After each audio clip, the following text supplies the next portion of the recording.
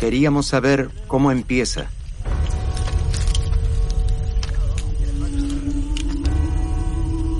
Por eso fui a la selva de Gabón. Estábamos literalmente en medio de la nada, en medio de la noche.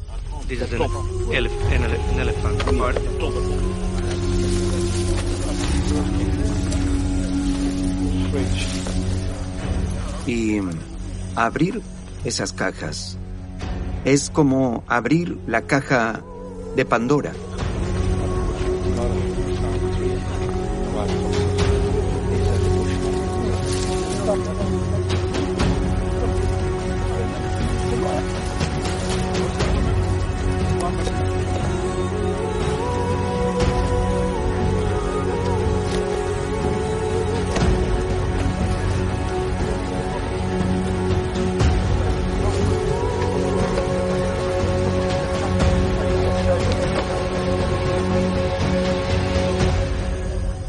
Estoy pensando que la verdad ahora tendría miedo con todo lo que pasa con la COVID-19, porque vemos pangolines y monos y reptiles y aves y civetas y murciélagos, todos juntos, muertos o casi muertos, y nos damos una idea, podemos imaginarnos cómo empiezan las pandemias virales a nivel mundial. Es que empiezan allí mismo, en ese momento, en esa parte olvidada de la Tierra.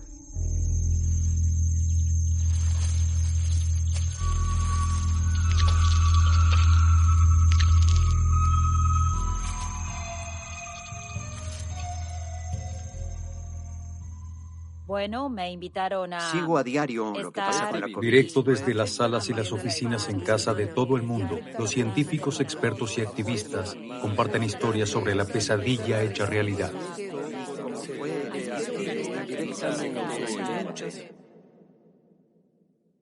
Primero, un mercado de animales salvajes.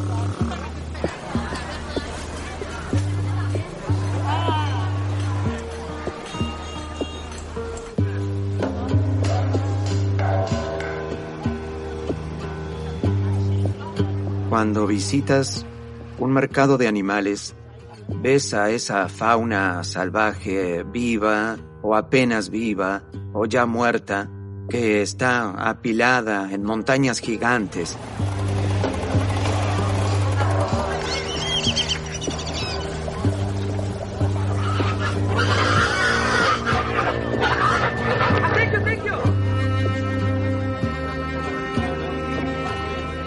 Estos mercados existen por toda China y el sudeste asiático, en Indonesia también.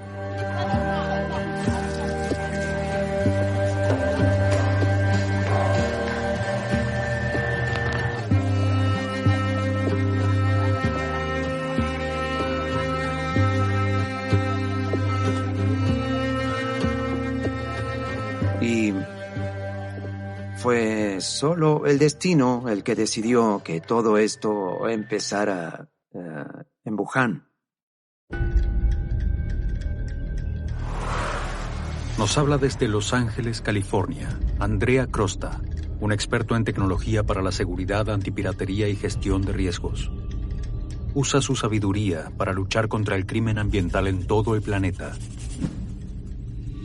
Sigo a diario lo que pasa con la COVID-19, minuto a minuto, especialmente porque tengo amigos y familia en Italia y vi toda esta crisis. Vi cómo fue el inicio de esta crisis en Occidente, en Europa, pero ninguno de mis amigos, nadie de mi familia, ninguna de las personas con las que yo tengo contacto entendió la relación entre la pandemia y la venta de animales salvajes para explicarle al público el origen de esta pandemia y cómo llegamos a este punto terrible. Es peligroso infiltrarse en este ámbito. Andrea toma acciones encubiertas para rastrear la cadena de suministros y hallar a los culpables. Luces. Es un poco raro. En el medio encontramos a los impulsores, a los facilitadores de todo esto. Bien, perfecto. Listos. Y son delincuentes sofisticados. No solo trafican animales, también lavan dinero, están en el tráfico de personas, la falsificación de documentos, hacen de todo. Yo diría que el tráfico de animales, además de todas las consecuencias en este caso, nos demuestra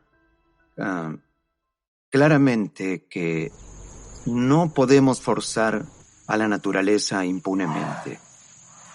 Escucho a algunos hablar de las enfermedades zoonóticas y dicen, oh sí, nos contagiamos todas estas cosas de los cerdos y los pollos y todos esos animales, y yo siempre les repito que no se trata de lo mismo. Estas enfermedades provienen de la selva, provienen de animales exóticos. La zoonosis es una infección animal que se transmite a los humanos y parte de nuestras enfermedades infecciosas están en esta categoría. Esto no es algo insignificante en la medicina, esto es central. El 60% de las infecciones humanas son estrictamente zoonóticas. Desde su casa en Bozeman, Montana, David Quammen, escritor sobre ciencia, explorador y autor de Contagio, la evolución de las pandemias. Para David, la pregunta no era si sucedería, sino cuándo. Los coronavirus ya estaban entre los virus más peligrosos provenientes de animales que podían causar una pandemia. No hay dudas. Esto se considera una emergencia en China. Pero todavía no se trata de una amenaza para la salud global. Aunque esto puede pasar a serlo. Lo que pensé fue, oh no, ya empezamos. Y sabíamos, algunos sabíamos, yo sabía porque escuché a los científicos que estudian este tipo de cosas, que esto podía ser muy serio.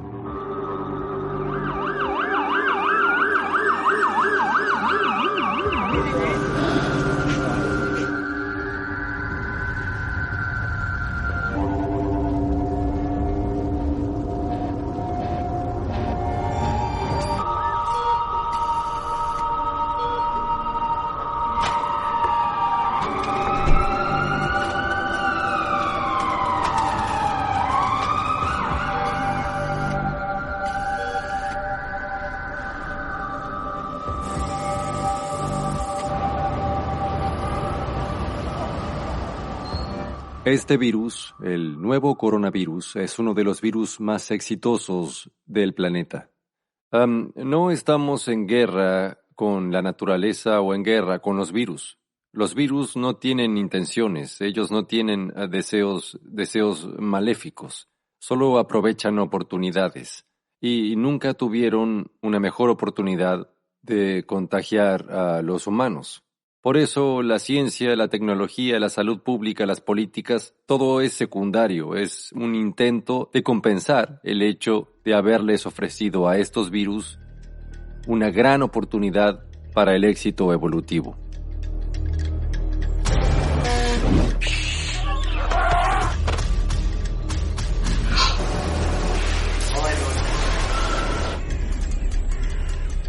Estos contagios suceden cada vez con mayor frecuencia, al menos desde 1961. Ese año fue la fiebre hemorrágica boliviana. El virus Machupo, en 1967. El virus de Marburgo llegó a Marburgo, Alemania, por los monos de Uganda, que se traían con fines médicos y tenían el virus. En 1976, el primer brote de ébola en África. En el 81 reconocimos por primera vez el VIH. otras entre fines de los 80 y 1992. En las 4 esquinas de Estados Unidos, el primer brote de hantavirus. 1994, virus Hendra, Australia. 1998, el virus Nipah, Malasia y después Bangladesh. 2003, el coronavirus SARS que apareció en China. 2012, el MERS, otro coronavirus que nació en la península arábica. Y hay más. En 2014, creo, fue el virus del Zika. Es una cadena interminable de ciclos de contagios y uno de ellos provocó una pandemia global. No es nuevo, es parte de un patrón y no se detiene.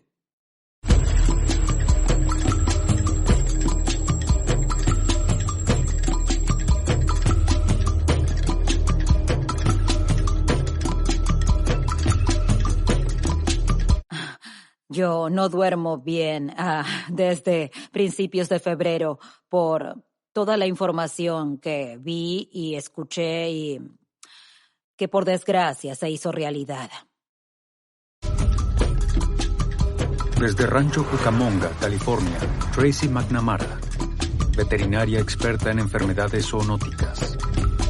En el verano de 1999, como directora de patología del zoológico del Bronx, identificó un virus letal.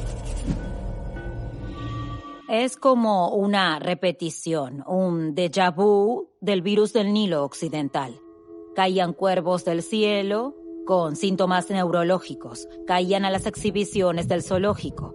Busqué enérgicamente llegar a un diagnóstico para que lo que los afectara no matara a las aves del zoológico. Y coincidió con el anuncio del CDC de muertes por una encefalitis desconocida. Mismo momento, mismo lugar, y me pareció que los vínculos temporales y espaciales no podían ignorarse. ¿La infección que mataba a aves podía matar a neoyorquinos? Tracy temía que fuera un virus nuevo para la veterinaria, incluso para la medicina humana. Y respiré hondo, llamé a mi familia para despedirme y fui a hacer mi testamento, porque sabía que había estado usando solo una mascarilla y que estaba expuesta.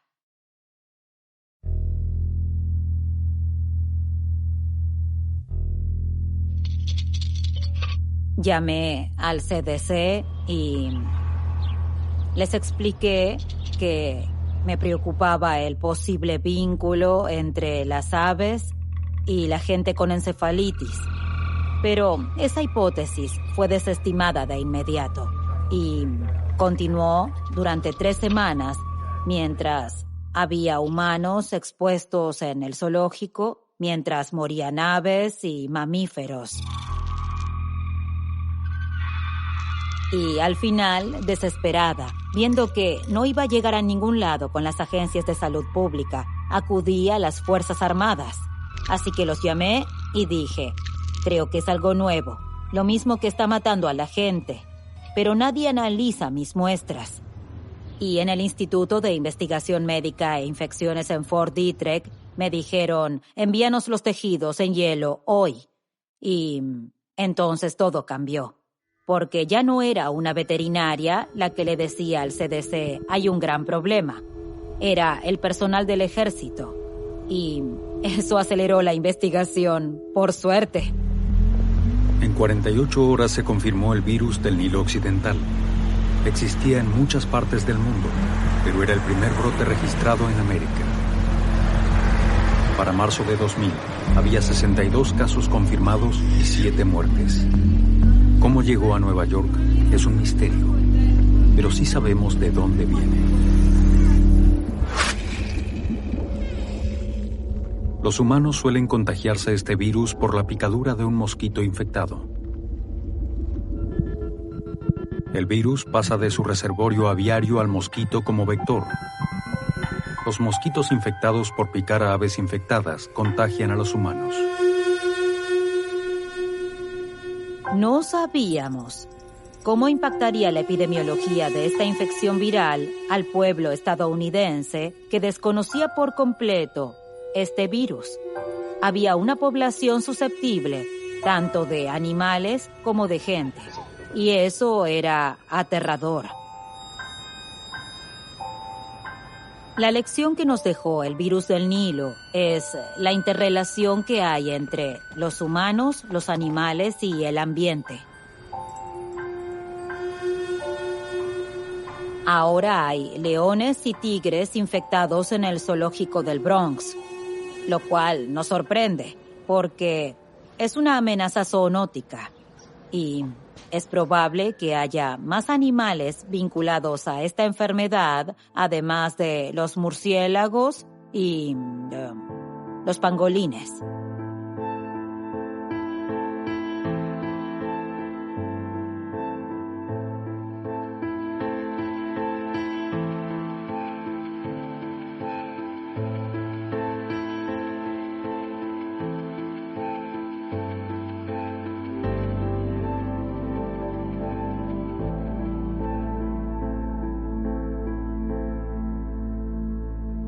Hay una gran variedad de patógenos que no conocemos en el mundo. Se estima que puede haber más de 1.600.000 tipos de virus. Desde Hobart, Tasmania, el ecologista y epidemiólogo Scott Carver. Scott estudia las enfermedades zoonóticas globales y su transmisión entre especies. Nosotros pensamos en el peligro de contagiarnos enfermedades de animales salvajes en general, pero en realidad hay muchas enfermedades humanas que pueden afectar a los animales salvajes. Los bombátidos son animales típicos de Australia. Son marsupiales herbívoros grandes que cavan madrigueras donde duermen durante el día y salen a la noche a comer hierbas. Sufren mucho una enfermedad llamada sarna sarcóptica y esta enfermedad tuvo un gran brote. La población de bombátidos disminuyó hasta quedar casi extinta a nivel local.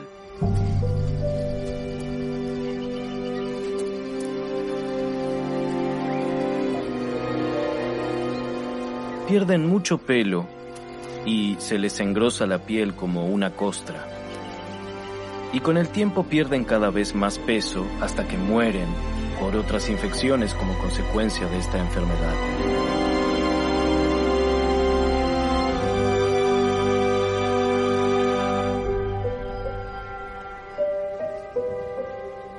Pocas veces vi padecer tanto a un animal.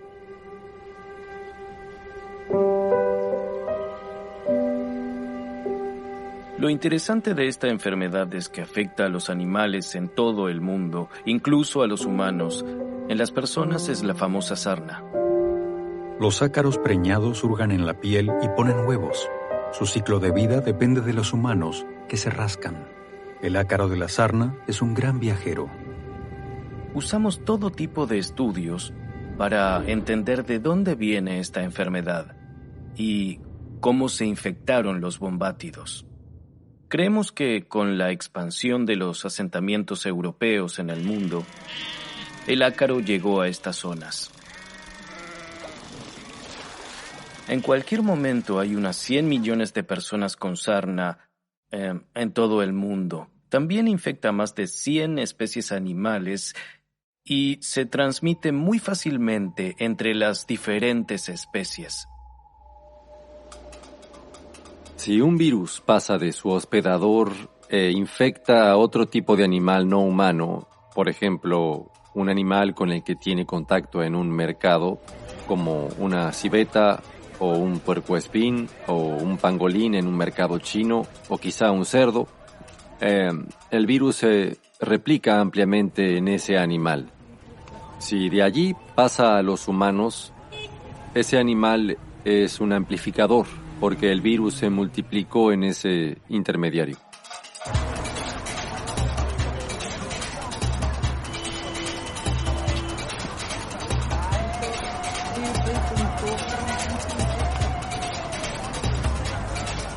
La naturaleza no es el enemigo.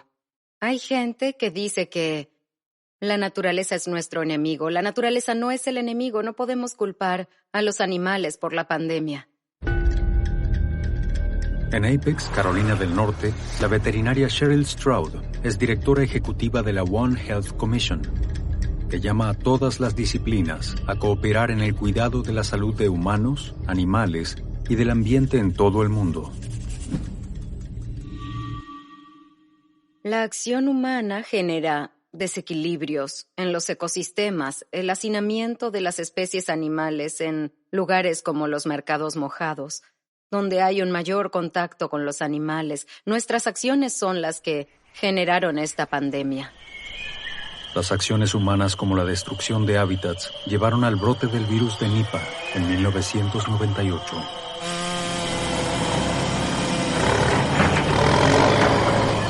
En el sudeste asiático hay mucho desmonte de tierras que se lleva a cabo para uso agrícola. Se empezaron a criar cerdos en una zona cercana a nidos de murciélagos.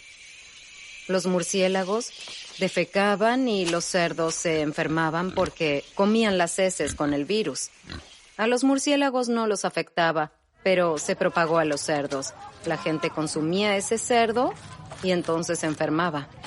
Es una historia muy similar a la que estamos viviendo hoy.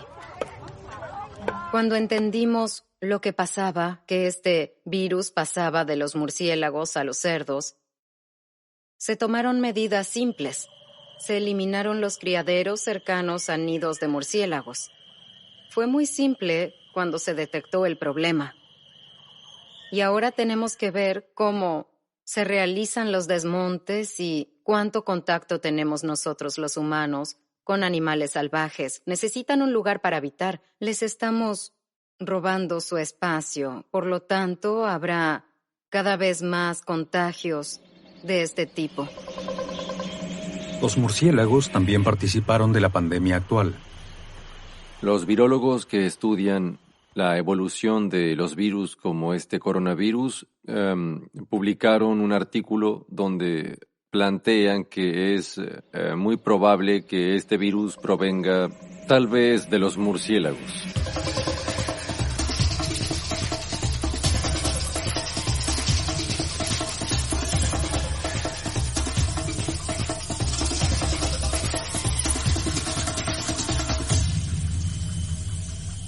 Los murciélagos son similares a otros animales. Todos los animales del mundo tienen muchos virus, incluyendo a los humanos.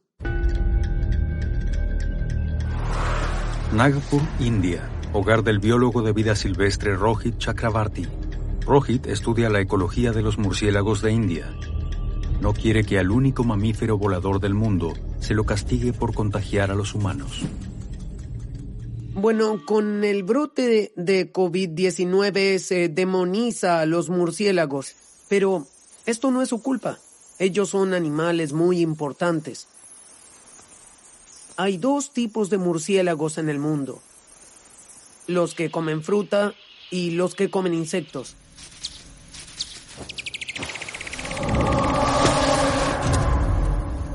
Los que comen fruta polinizan muchos cultivos de importancia económica para los humanos.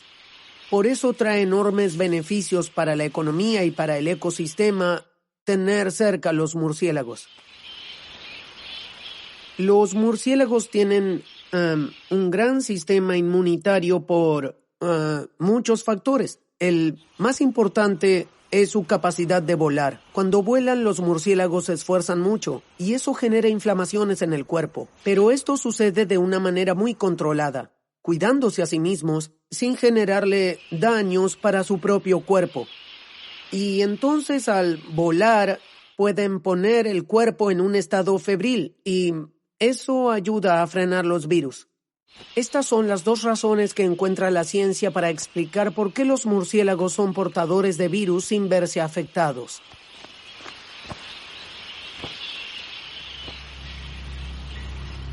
Los murciélagos son sospechosos, pero el SARS-CoV-2 puede haber pasado a los humanos por un intermediario. Es una gran incógnita científica, porque después del brote, el mercado de Wuhan se cerró. No hay rastros de los animales que vendían.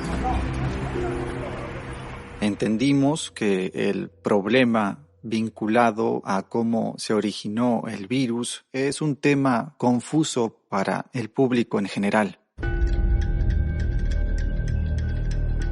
En Ann Arbor, Michigan, Cheng-Xing Shang usa diversas ciencias para interpretar datos biológicos en una disciplina llamada bioinformática, que ahora se está usando para identificar el origen del coronavirus. Por 2 motivos es importante hallar la fuente animal del SARS-CoV-2. Controlar a la COVID-19, la enfermedad humana causada por el coronavirus SARS, requiere más que una cuarentena. Primero, si hallamos al hospedador del SARS-CoV-2, podemos alejar al animal de la gente para evitar más infecciones. Y segundo, podemos reducir el riesgo de futuros brotes si la gente se acerca a la fauna silvestre.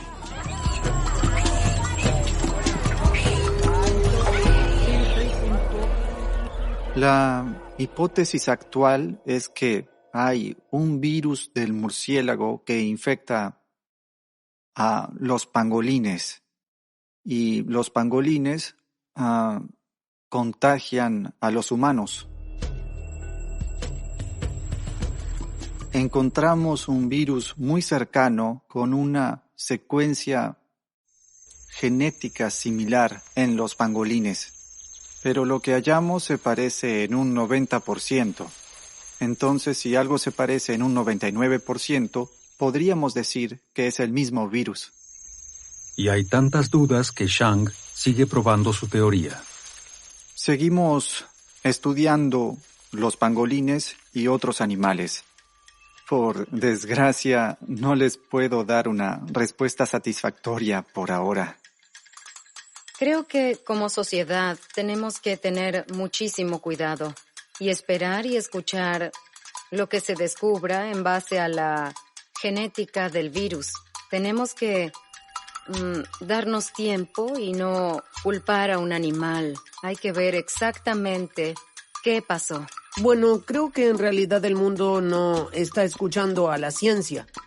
La ciencia viene advirtiendo sobre las pandemias, pero de alguna manera las ganancias económicas y los valores culturales parecen subordinar y postergar a la ciencia. Varios meses antes del brote se descubrió que los pangolines eran portadores de coronavirus. El descubrimiento de que los pangolines se infectan con el coronavirus se dio en 2019. Por eso se sospecha tanto de los pangolines ahora.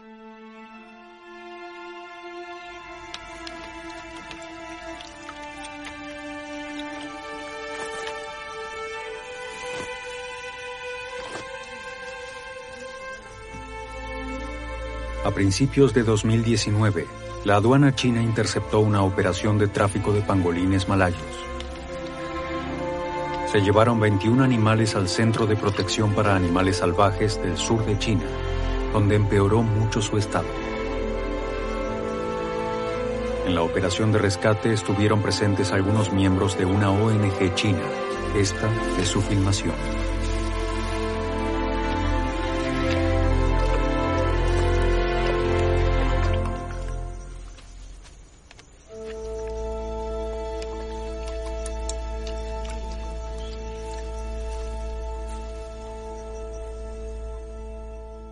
Murieron más de 10 pangolines antes de que nuestro equipo y nosotros llegáramos a este lugar.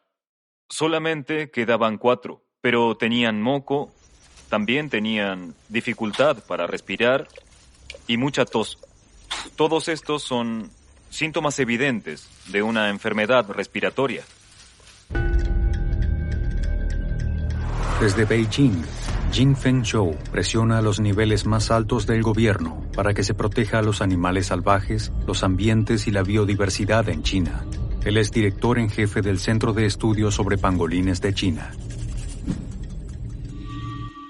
Los pangolines están sometidos a una gran y fuerte presión en su vida cotidiana.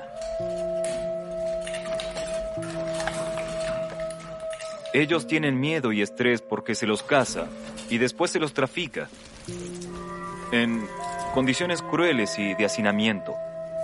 Sin dudas, este contexto los hace mucho más susceptibles a las enfermedades y eso facilita el contagio de sus virus y bacterias a las personas con las que entran en contacto. Todo esto está claro que trae muchos riesgos ecológicos.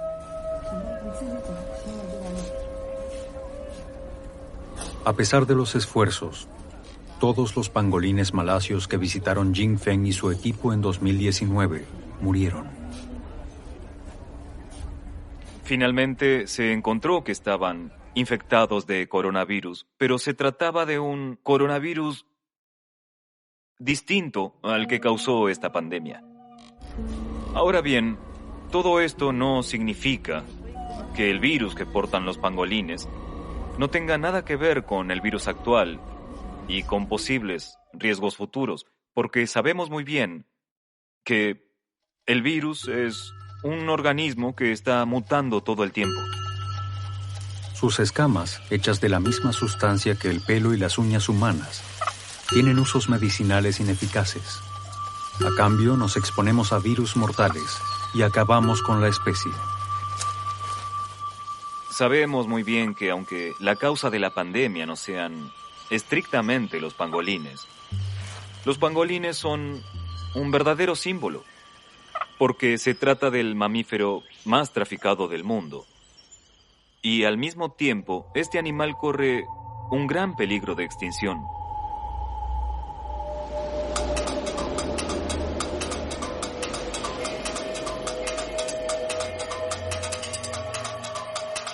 Si sacudes el árbol, puede caer algo.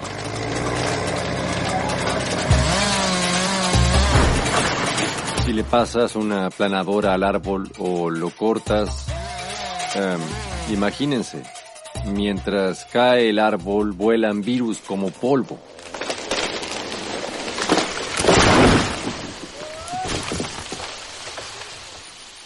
No lo digo literal, sino metafóricamente, pero significa que cuando destruimos los ecosistemas, les damos a los virus que viven en los animales la oportunidad de ser virus humanos. Podemos tragarlos, respirarlos y pueden pasar a ser nuestros virus. A pesar de todo esto, a pesar de la tragedia mundial y esta pandemia, sigue habiendo tráfico ilegal de vida silvestre. Tenemos que imaginarnos una especie de aspiradora gigante de animales, ya sea vivos o muertos, alrededor del mundo.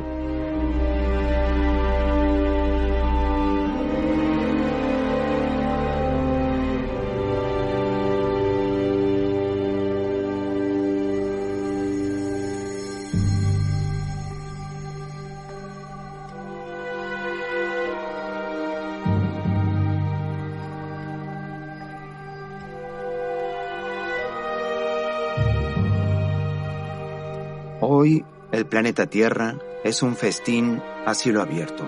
Vas y pones el plato donde quieras y ya está. Te puedes ir.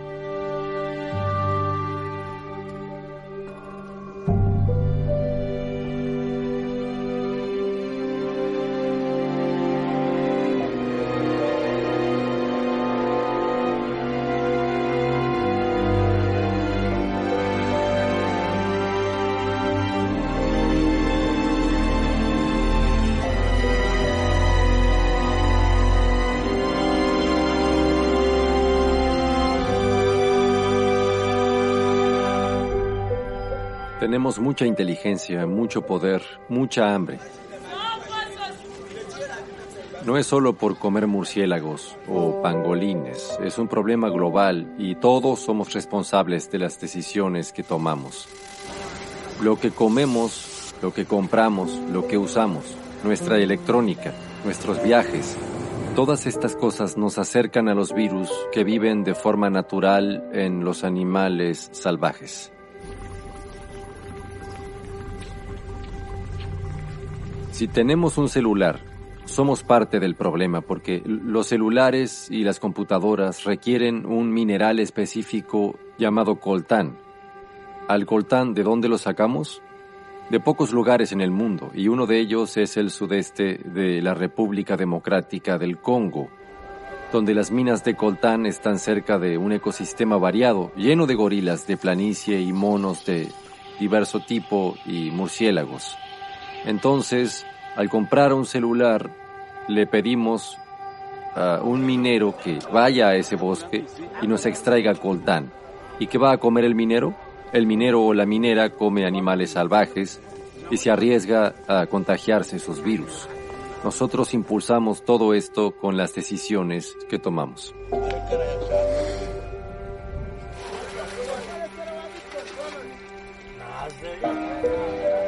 Uno pensaría que es un problema biológico, pero no. Se genera en todas las esferas de la vida. Pensar que podemos tener un desarrollo económico ilimitado en un planeta con recursos naturales finitos, donde las poblaciones humanas crecen constantemente, no tiene sentido. En su casa en Bournemouth, Inglaterra, Jane Goodall, la experta en chimpancés más importante del mundo. Jane es una luchadora incansable por la conservación y el bienestar animal. Es un ícono que inspira a millones de personas. Nosotros estamos atrapados en un estilo de vida materialista, somos codiciosos. Lo que tenemos que hacer son dos cosas. Uno, hay que aprender en el que llamamos el mundo minoritario, el mundo occidental, que hay que aprender a vivir con menos. Hay personas con muchísimo menos y hay que paliar la pobreza, porque si de repente pudiéramos cerrar todos estos mercados, ¿qué pasaría con ellos? Algunos viven de esto. No podemos esperar que lo acepten. Generarán un mercado negro o se morirán de hambre.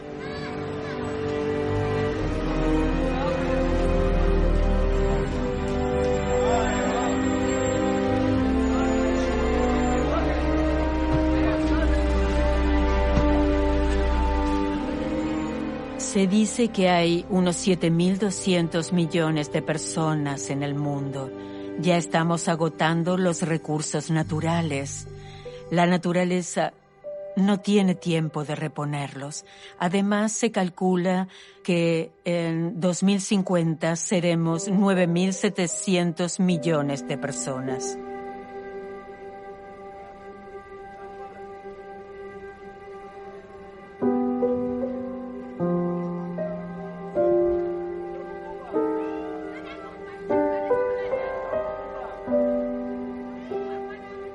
Y toda la gente en el mundo mayoritario, en el sur global, quiere tener el mismo nivel de vida que nosotros.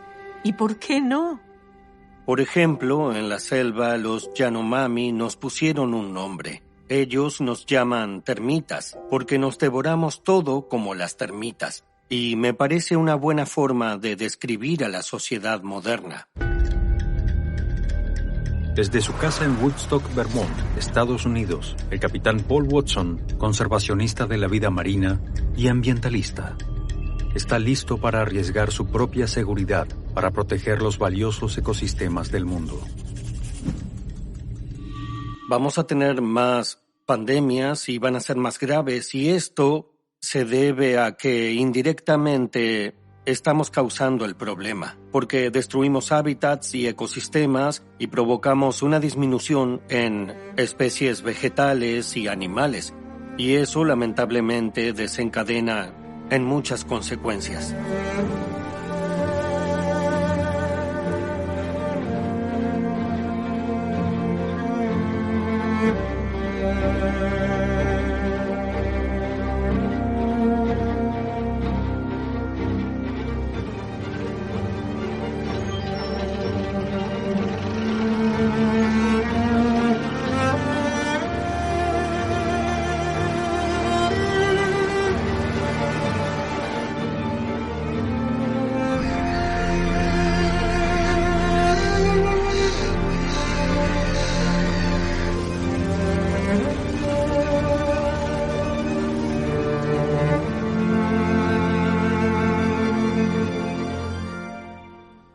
Mueren millones y millones de personas todos los años por enfermedades causadas por parásitos o por virus o por bacterias y no prestamos atención. La diferencia con esta es que es una pandemia mundial y, como dijo cínicamente un científico, esta afecta a la gente blanca.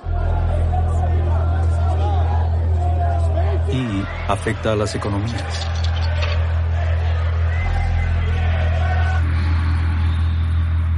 El costo económico de esta pandemia es inconmensurable. Les doy un par de ejemplos. En 2003, cuando tuvimos SARS en 37 países, el costo económico, el impacto económico global fue de 40 a 54 mil millones de dólares, miles de millones de dólares. El ébola en África Occidental de 2013 a 2016 nos costó unos 53 mil millones de dólares. El SIDA ya costó 563 mil millones de dólares. Perdemos 570 mil millones de dólares al año por la gripe. Esto es sin calcular las vidas perdidas, es solo el costado económico.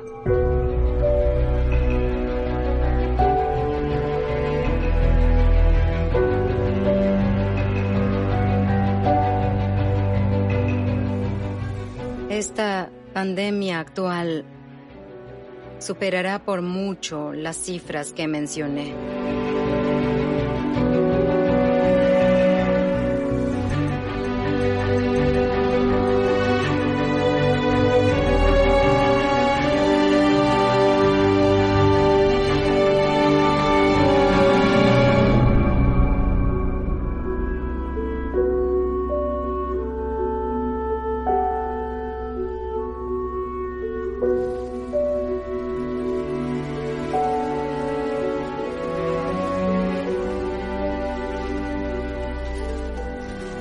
Afecta también a la economía humana y afecta a la política mundial.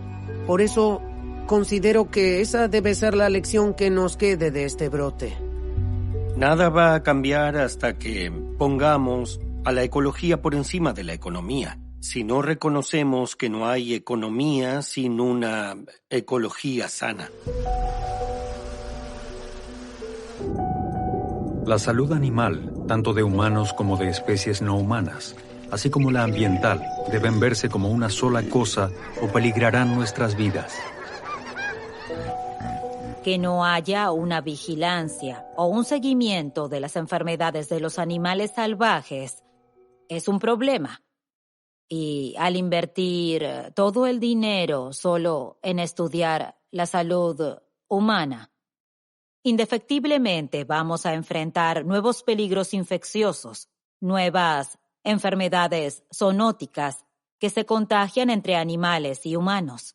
Y no vamos a detectar ese peligro viral hasta que haya mucha gente en una sala de emergencias o cuerpos en la morgue. La única forma que tenemos de colaborar es entender que nos necesitamos y necesitamos intercambiar datos entre los sectores. Estamos viendo que no podemos encasillarnos, no podemos seguir con esta horrible falta de colaboración, sin compartir información unos con otros. ¿Acaso vamos a seguir luchando por nuestro planeta así?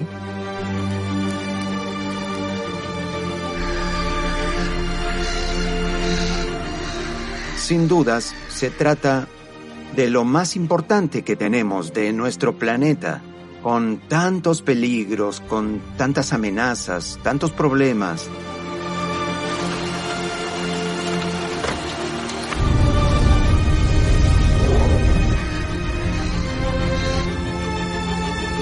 Y aún así no cooperamos, no compartimos y en realidad nos peleamos entre nosotros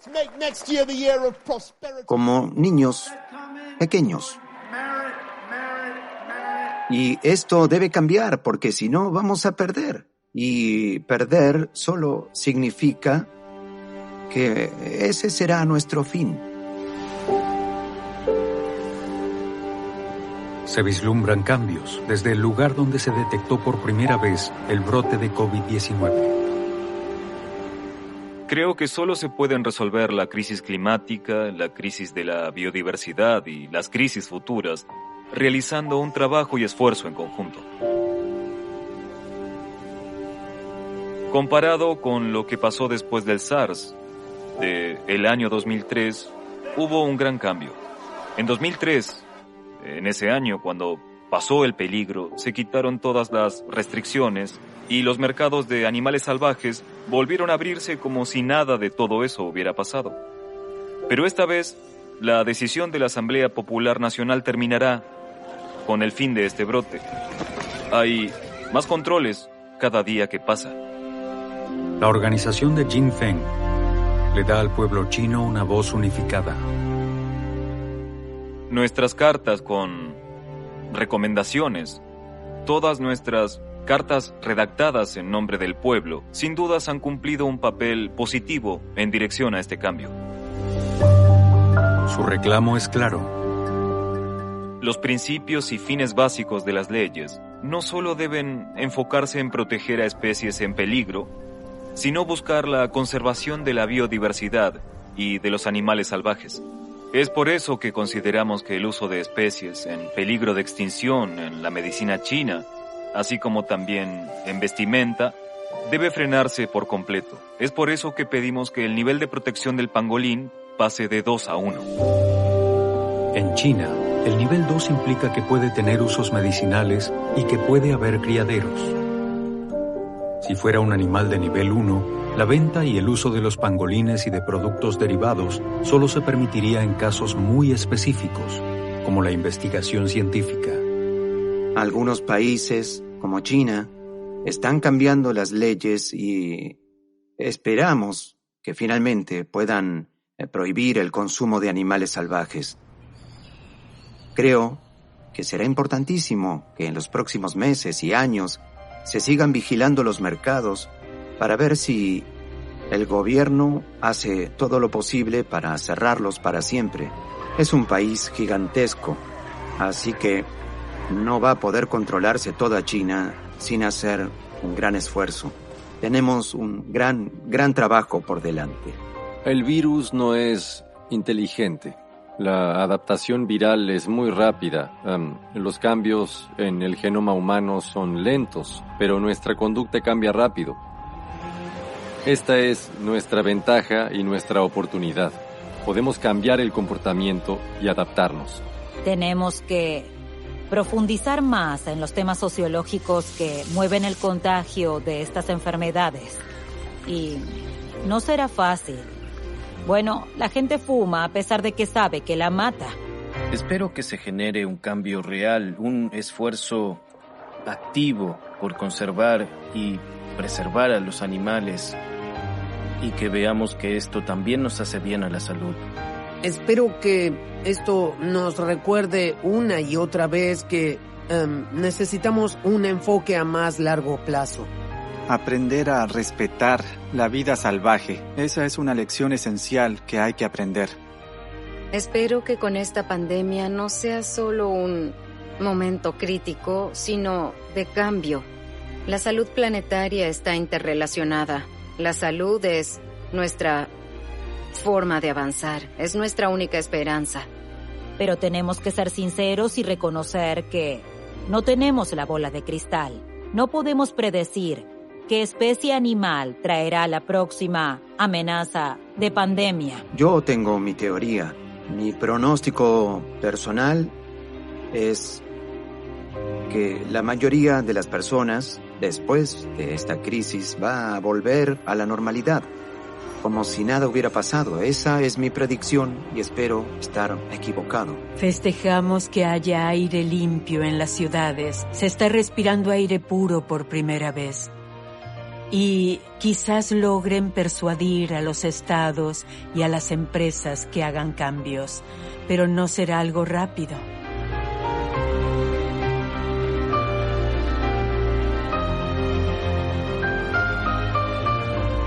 Espero que aprendamos algo de esta pandemia porque la próxima será peor. Y tenemos que adaptarnos con una perspectiva más biocéntrica en todas las cosas para que podamos ayudar a las otras especies a sobrevivir en armonía con nosotros. Esta es la batalla por la habitabilidad humana, y es la última. Mejoremos el mundo y dejemos vivir a todos sus seres. Espero y ruego y cruzo los dedos para que abramos los ojos, que aprendamos a vivir con mayor armonía con el mundo natural. Vamos a valorar apasionadamente todas esas cosas una vez que esto acabe. La naturaleza seguirá viva, quizá mueran muchos humanos, y espero que nos reencontremos con la diversidad natural desde una perspectiva muy distinta.